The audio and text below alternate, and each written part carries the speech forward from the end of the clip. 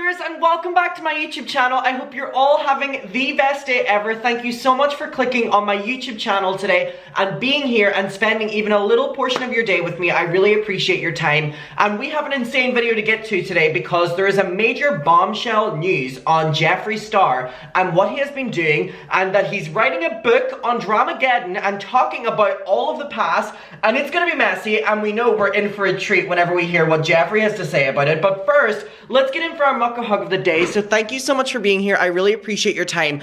And before I start the video, I just want to say one thing. So, I'm sending all of my love and all of my best to all of the people in Ukraine. In filming videos today, it feels iffy.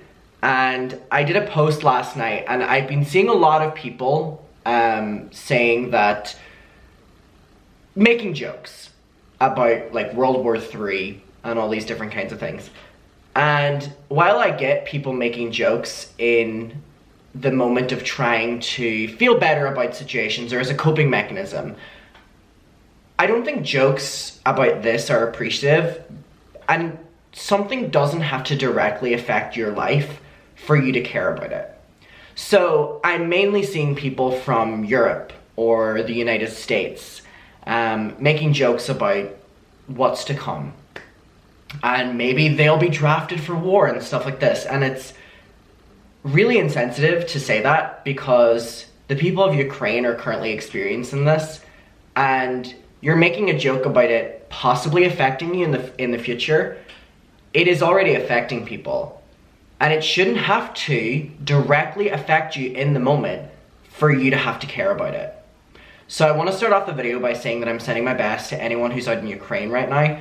And I was getting a lot of comments on my post about it that there was actually some muckers out there who have family members who are living in Ukraine or are living out in Ukraine, you know, themselves, and I'm just sending you all my best. And again, I was iffy about filming videos today, but a couple of those people were saying that, you know, they can find comfort in watching TikToks or watching YouTube during this time as a form of entertainment, as escapism.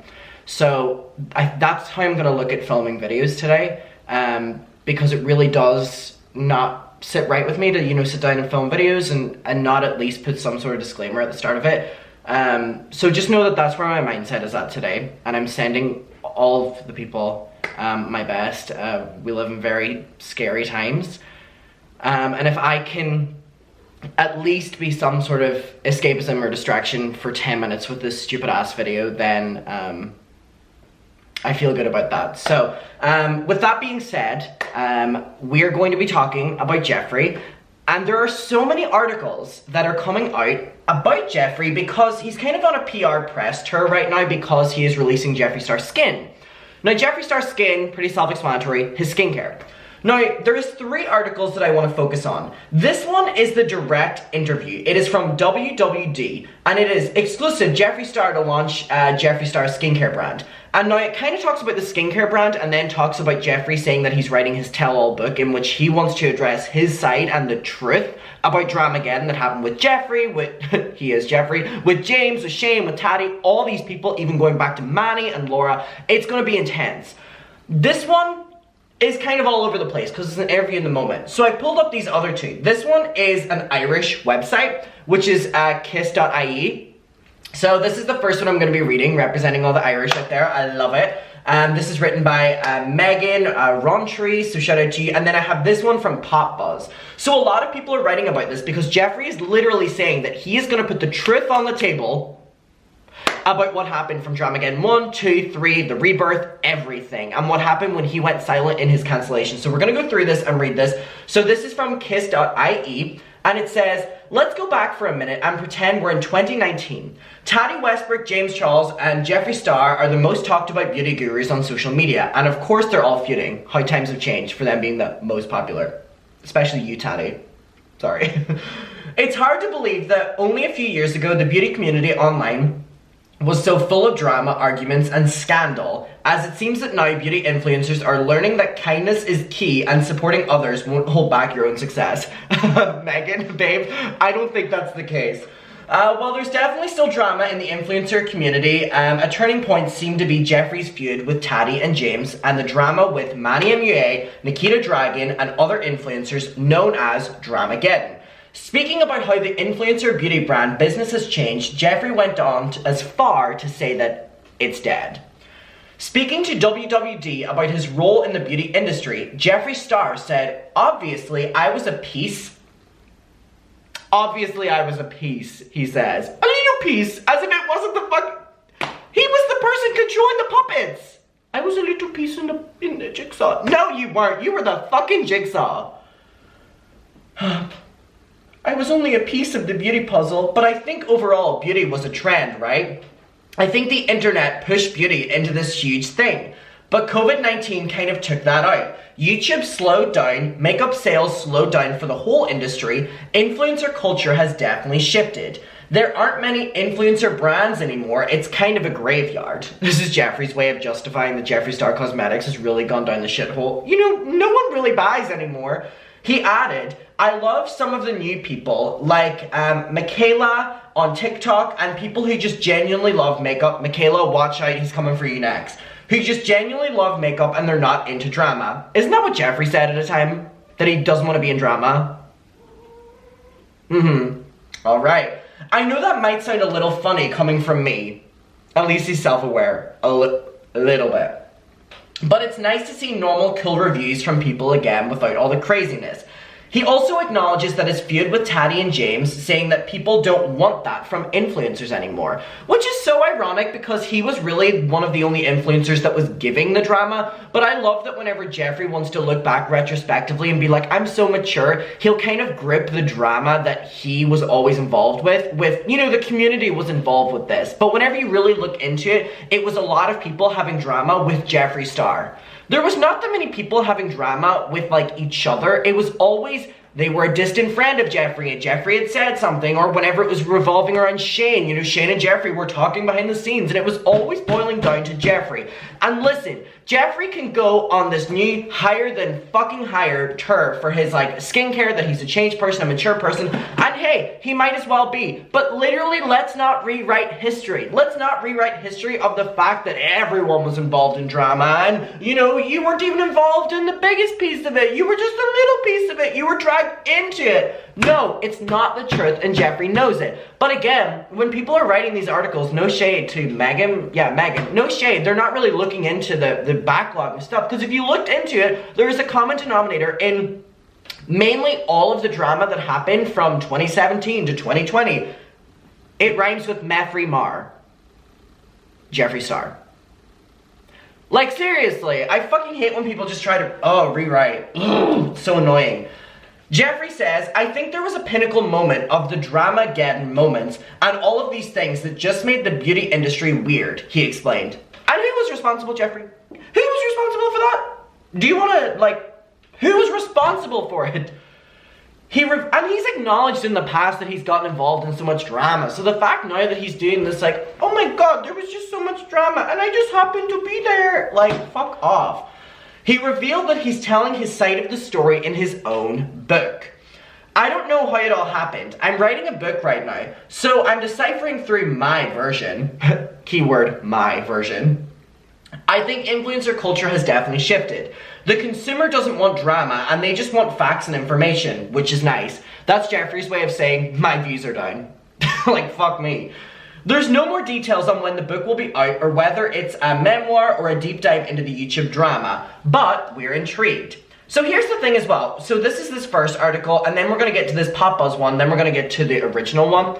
I think Jeffree's memoir will be really interesting, but Jeffree has stated in so many collabs that so many things have happened in his life that he isn't going to talk about because he doesn't want to get sued, he doesn't want to... So how empty is this book going to be unless he's just going to, like, bear it all for lawsuits, right? And I really can't imagine Jeffree Star's book, like, naming and shaming James Charles for all these things because the tide is constantly changing with drama, as we're aware. So if Jeffree was to put out a video trashing James and then James is loved 2 months later, he can delete that video. But if he trashes James in his book and James has a huge vindication, then the book is there. The book is there. This is the thing with whenever Trisha was getting exposed for videos, Trisha deleted the videos. Whenever Trisha was getting exposed by, I think, Mysterious for things that were said in her book, you can't take the book back. The book is there. People have the versions, people can buy it. So it'll be very interesting, and he needs to be smart about what he puts down on the paper, and I'm sure he's a share. If I could turn. We're not gonna sing If I Could Turn Back Time. Anyway, he has to be careful on what he puts on paper. Alright, okay, so Jeffree Star's, this is by papas.com. Jeffree Star's autobiography will discuss Dramageddon and beauty influencer culture. And there was a pinnacle moment that made it all weird. Just when you thought Dramageddon, aka the biggest YouTube beauty community feud of 2019, was dead and buried, Jeffree Star will be revisiting it for his new book.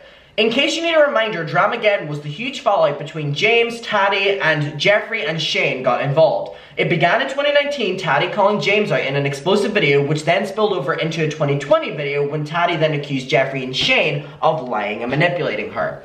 Back in August 2020, after the chaos erupted for a second time, Jeffree said that he was planning on writing his autobiography.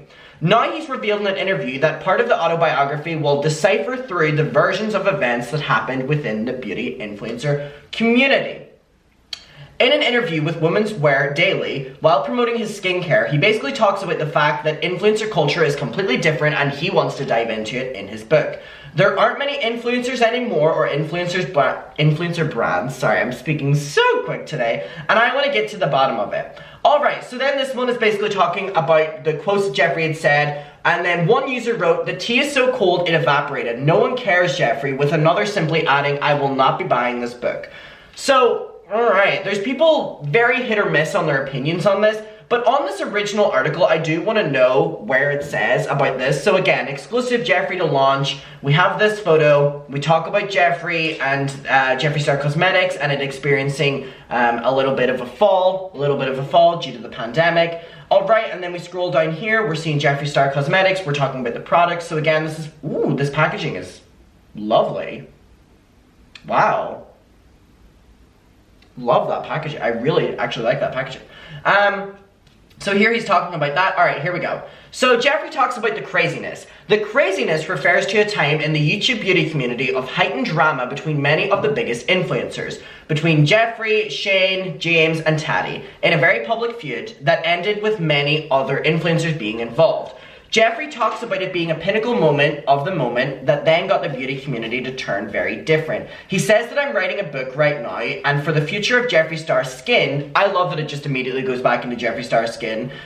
He says that his products lined up and he's very excited for it. I love that they were like talking about drama so that they could, you know, have all these like news sites pick it up because of the drama site, and then it touches on the drama and it's like, he's writing a book, he's gonna do about the drama, he's gonna expose the truth, he's gonna decipher through it, but Jeffree Star's skin, these products, you're gonna love them.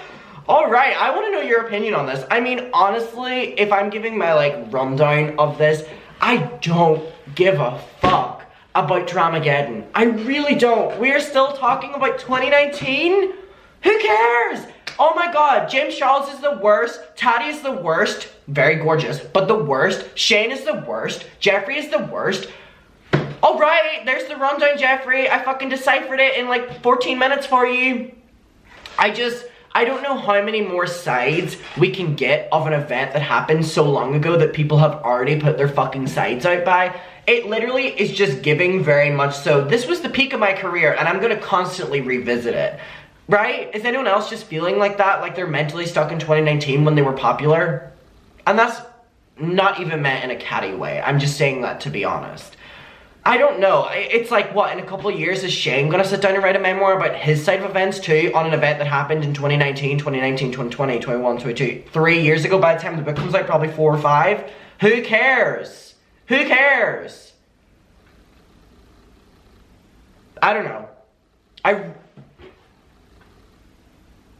And Taddy said that there were going to be like lawsuits involved and she can't say much because of the legality of it. I'm pretty sure she was bullshitting that because nothing ever became public records unless she just sent like cease and desist here and there.